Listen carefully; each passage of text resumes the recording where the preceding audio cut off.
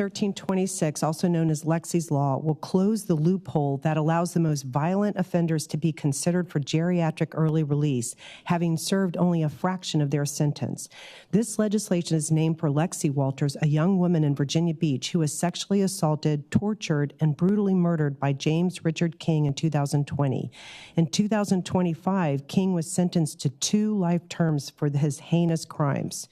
Because he was 72 and had served 5 years of his term, counting the pretrial detention, he met the statutory requirements for release. The parole board must consider any 65-year-old prisoner who has served 5 years or 60-year-old who has served 10 years. If you commit the most violent felonies, your age should not be a get-out-of-jail-free card.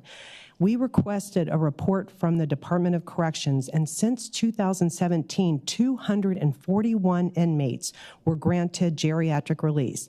145 of these were violent offenders, 31 for murder, 21 for abduction, 10 for rape, 74 for robbery. These are not just numbers, though.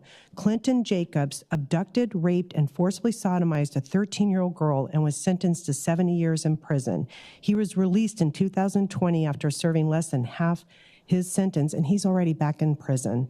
This is not a partisan issue. It's about grieving victims who deserve to know that those who harm their loved ones will serve their sentences. Thank you, Mr. Chairman.